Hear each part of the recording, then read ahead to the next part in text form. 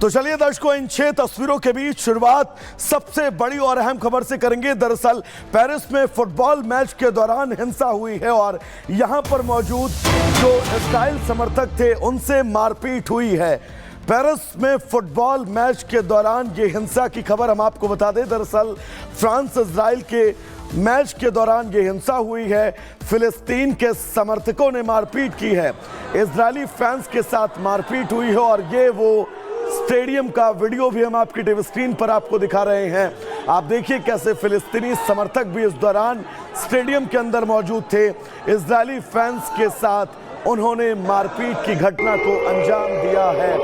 2 तस्वीर फ्रांस और इजराइल का मैच, और इस मैच के दौरान फिलिस्तीन के समर्थक वहां पर पहुंचते हैं, जमकर नारेबाजी करते हैं और इजराइल समर्थकों से जबरदस्त मारपीट करते हैं।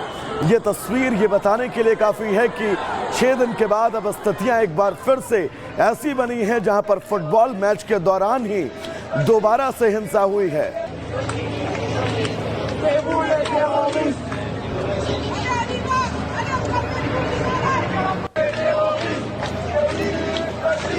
तो चलिए अब आगे बढ़ेंगे। दरअसल बटेंगे तो कटेंगे, जी हां, अपना ये नारा दोहराते हुए योगी आदित्यनाथ ने झारखंड के लोगों को याद दिलाया कि हिंदू बटे थे तो पाकिस्तान और बांग्लादेश बन गया और बटने की वजह से ही अयोध्या में अपमान झेलना पड़ा था। उन्होंने मन से कहा कि तुष्टीकरण करने वाली कांग्रेस को सबक सिखाने और दिखाने के लिए हमें एकजुट रहना होगा। रिपोर्ट आपको दिखाते हैं।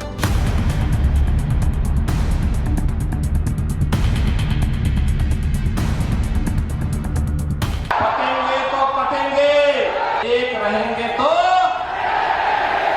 सेफ रहेंगे, बटेंगे तो कटेंगे। कैसा कटेंगे भाई, कहां कटेंगे? बटेंगे तो कटेंगे का नारा विपक्ष को क्यों गवारा? एकता के नारे से सियासी उफान, कांग्रेस और उनके साथी परेशान। मुद्दों पर कांग्रेस का सरेंडर, चुनाव में तुष्टीकरण का टेलर। चुनाव का फाइनल फाइट जैसे जैसे करीब आ रहा है, बटेंगे तो कटेंगे का नारा उतना ही बुलंद होता जा रहा है। ऐसा नहीं है कि इस नारे को सिर्फ बीजेपी ताव दे रही है, इस नारे को विपक्ष भी हवा देने में लगा है, या कहें कि विपक्ष पिछले कई महीनों से इस नारे की काट खोज रहा है। लेकिन योगी की जुबान से निकला ये नारा रामधुन बन गया है और इसका एहसास विपक्ष को भी है।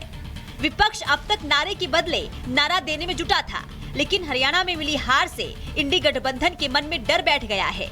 ऐसे में कांग्रेस और उनके साथियों को समझ नहीं आ रहा है कि इस नारे की तपिश को कम कैसे किया जाए। यही वजह है कि आए दिन विपक्ष का कोई न कोई नेता उलझुल तर्क देने में जुटा है।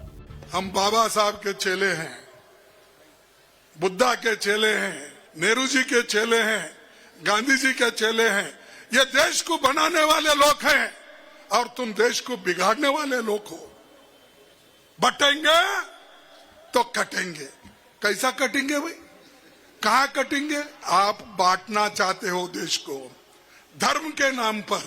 खुद इंदिरा गांधी ने अपनी जान इस देश के एकता के लिए दिया, राजीव गांधी जी ने अपनी कुर्बानी दी, लेकिन देश को कभी बंटने नहीं दिया। और आज तुम हमको सिखाते हो बटेंगे तो कटेंगे, एक हो तो सेफ हो। अब सेफ नहीं है देश। अखिलेश यादव ने बटेंगे तो कटेंगे की काट तलाशने के चक्कर में न जाने कितने नारे गढ़े, लेकिन लगता है सभी नारों ने सरेंडर कर दिया है। यही वजह है कि मुद्दा कोई भी हो, विपक्ष का कोई न कोई नेता हर दिन बटेंगे तो कटेंगे का जिक्र जरूर कर रहा है, लेकिन योगी आदित्यनाथ अपने नारे को बड़ी बुलंदी के साथ लोगों के बीच ले जा रहे हैं। बटे थे बहनों और भाइयों, तो अयोध्या का अपमान झेलना पड़ा था। बटे थे तो पाकिस्तान और बांग्लादेश बन गया। बटे थे तो काशी में अपमान झेलना पड़ा था। बटे थे तो बहन बेटियों की इज्जत के साथ खिलवाड़ हुआ था। इसलिए बटे थे तो कटे थे, बटेंगे तो कटेंगे। एक रहना है, एक रहेंगे तो सेफ रहेंगे। चुनाव में बटेंगे तो कटेंगे के नारे का शोर है। आप देश के किसी भी हिस्से में चले जाएं, इस नारे से कोई अछूता नहीं है। बांग्लादेश में जो हिंदुओं के साथ हुआ, शायद उसका असर चुनावों में दिख रहा है। ऐसे में विपक्ष घबराया हुआ है। यही वजह है कि विपक्ष लगातार इस नारे की काट खोज रहा है। बहरहाल, चुनाव में बटेंगे तो कटेंगे का असर कितना होगा, ये 23 नवंबर को पता चलेगा। लेकिन उससे पहले विपक्ष खौफ में है। Bureau report, Republic Bharat. तो चलिए दर्शकों, अब नारों की राजनीति से आगे बढ़ेंगे और नाम की राजनीति का जिक्र करेंगे। दरअसल दिल्ली के नजफगढ़ में इस बात का ऐलान कर दिया गया है कि वहां पर जितनी बाजारें और ठेले लगते हैं, उन सभी को बाजार में जो दुकानें हैं, उन दुकानों के सामने, ठेलों के सामने अपनी नेम प्लेट लगानी होगी। और कारण ये बताया गया है कि रोहिंग्या अप्रवासियों से बचने का ये महज अचूक समाधान है, लेकिन अब इसको लेकर राजनीति भी शुरू हो चुकी है। रिपोर्ट आपको दिखाते हैं।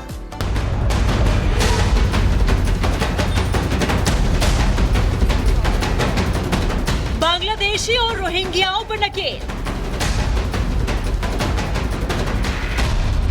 विक्रेताओं को बतानी होगी पहचान।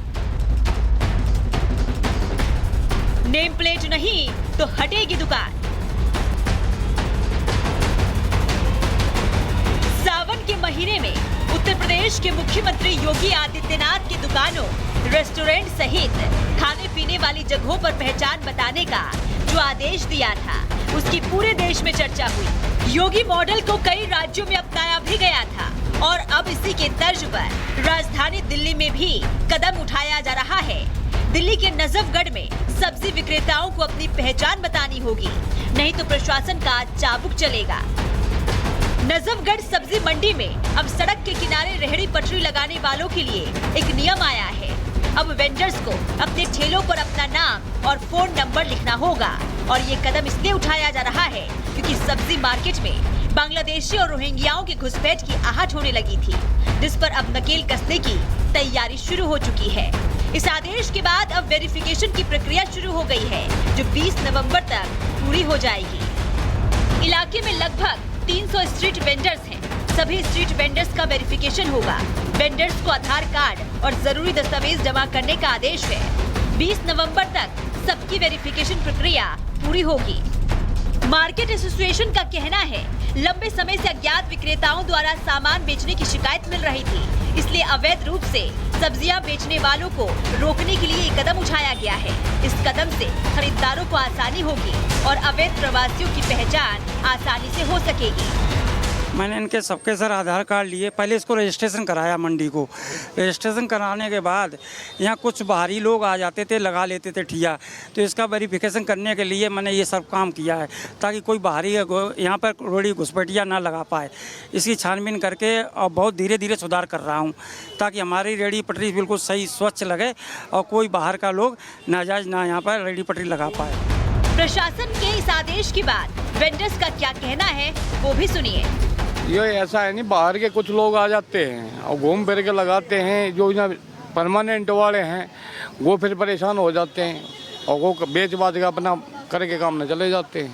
इसलिए ये नेम प्लेट बढ़िया है। नेम प्लेट वाला नियम कैसा है आपके नज़र से? बढ़िया है। नेम प्लेट वाला नियम कैसा है? सही है। क्या अगर नंबर सिस्टम रहेगा सही रहेगा, इससे कोई फालतू रेडी नहीं जाएगा, कहीं भी जाए मंडी तो।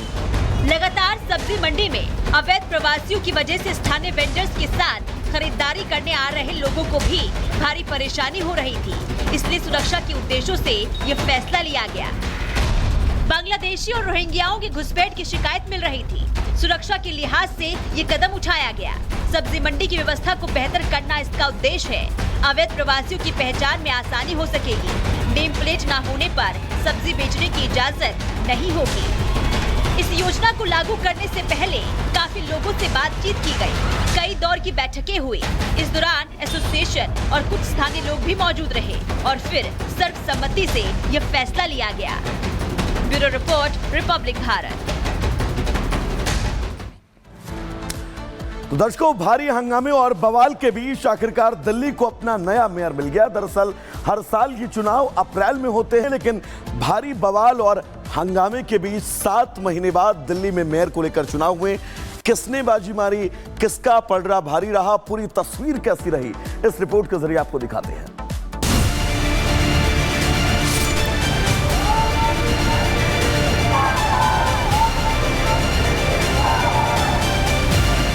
दिल्ली के मेयर चुनाव में जीत का फर्क महज 3 वोट ही है।